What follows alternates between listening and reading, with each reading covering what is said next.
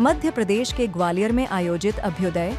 मध्य प्रदेश विकास शिखर सम्मेलन 2025 में देश के गृह मंत्री अमित शाह ने हिस्सा लिया। साथ में राज्य के मुख्यमंत्री मोहन यादव भी शामिल हुए। इस सम्मेलन में राज्य के विकास को बढ़ाने के लिए कई कदम उठाए गए।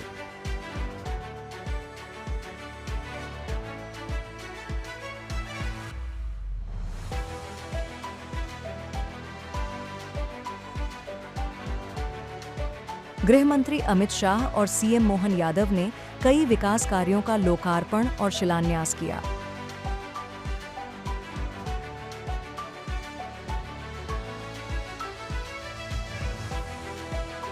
इस कार्यक्रम को संबोधित करते हुए सीएम मोहन यादव ने अपने विचार साझा किए। सुनिए। आज के इस बहुत गरिमापूर्ण गौरवपूर्ण आयोजन में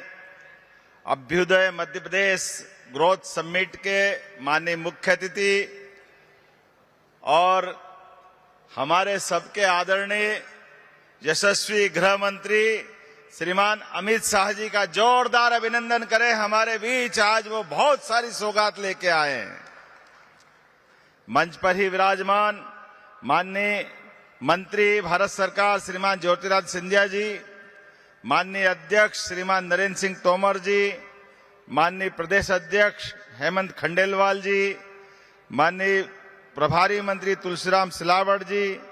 और मंचस्थ सभी सम्मानीय अतिथिगण, उद्योगपतिगण, इस अवसर पर ग्वालियर के सभी प्रबुद्ध नागरिकगण, आमंत्रित अतिथिगण और इस अवसर पर हमने अपने रोजगार और उद्योग वर्ष में जिनको हमारे अपने विभिन्न योजनाओं से अलग अलग प्रकार के रोजगार के अवसर उपलब्ध कराए, ऐसे हमारे प्यारे प्यारे भाइयों बहनों, दोनों हाथ जोड़ के आप सबको प्रणाम करता हूं, आपका अभिनंदन करता हूं। आज के इस अवसर पर हमारे लिए सौभाग्य की बात है, स्वर्गीय राजमाता सिंधिया जी की ये नगरी, भारत रत्न अटल बिहारी वाजपेयी जी की जन्मस्थली और उनका जन्म शताब्दी वर्ष,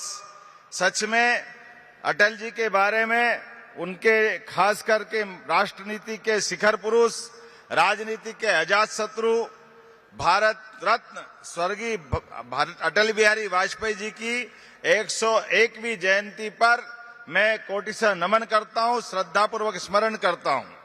अभी 2 दिन पहले ही माननीय गृह मंत्री जी, हमारे आदिवासी अंचल में हमने 2 नए मेडिकल कॉलेज धार और बैतूल में देकर के ये जो उद्योग रोजगार वर्ष के अलावा विकास का जो पहिया लगातार चला रहे हैं, एक के बाद एक लगातार सौगात पे सौगात मिल रही है। मुझे इस बात की प्रसन्नता है, मध्य प्रदेश की 8.5 करोड़ जनता के लिए आपके माध्यम से जीआईएस के आधार पर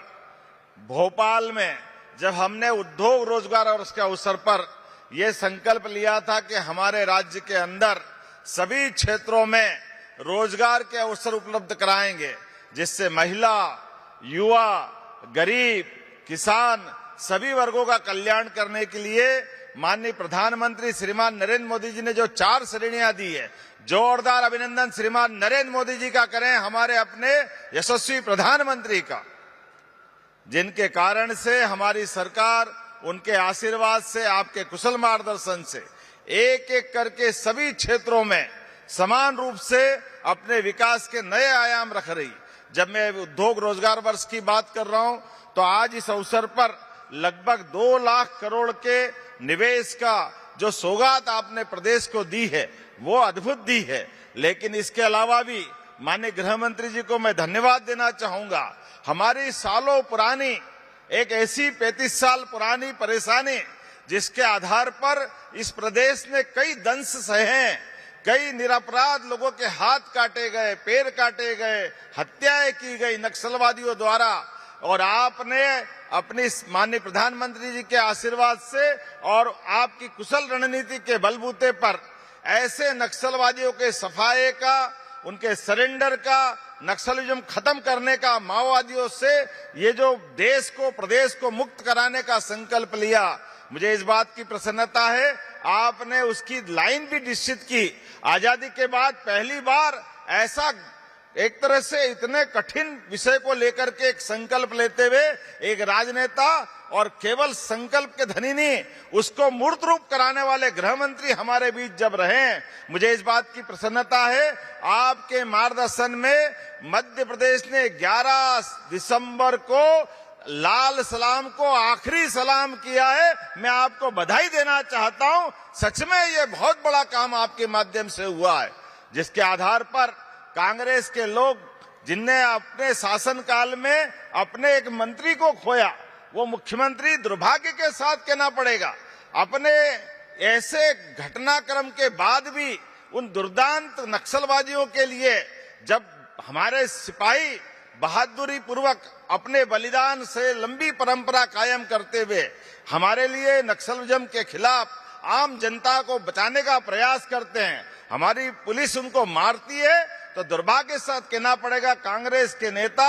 ऐसे नक्सलवादी के मरने पर शोक व्यक्त करते हैं, पुलिस की निंदा करते हैं। बड़े दुर्भाग्य के साथ कहना पड़ेगा आज अटल जी की धरती पर जब हम याद करते हैं ऐसे सारे चीजों को, लेकिन मैं इस बात के लिए अटल जी का वो स्वप्न जब उनने भाजपा के बनने के साथ बंबई के अधिवेशन में डिक्लेयर किया था, और अटल जी ने तो पूरा जीवन हमारे अपने इस राष्ट्रवादी विचार के लिए समर्पित किया। राष्ट्रीय स्वयंसेवक संघ के शताब्दी वर्ष में हम अटल जी की जन्म जयंती के अवसर भी इस आधार पर जब गरीब वर्ग के लिए, युवाओं के लिए रोजगार का इतना बड़ा निवेश लेकर के लगातार आगे चल रहे हैं, लगभग 8.5 लाख करोड़ से ज्यादा का निवेश आज मध्य प्रदेश के अंदर लगने जा रहा है, तो ये हमारे प्रधानमंत्री जी का विजन और जनता के प्रति जनकल्याणकारी भावनाओं के आधार पर हमारी सरकार के एक के बाद एक सौगातों पे सौगातें देने का ये निर्णय भी है, और आप सब साक्षी भी बने हैं।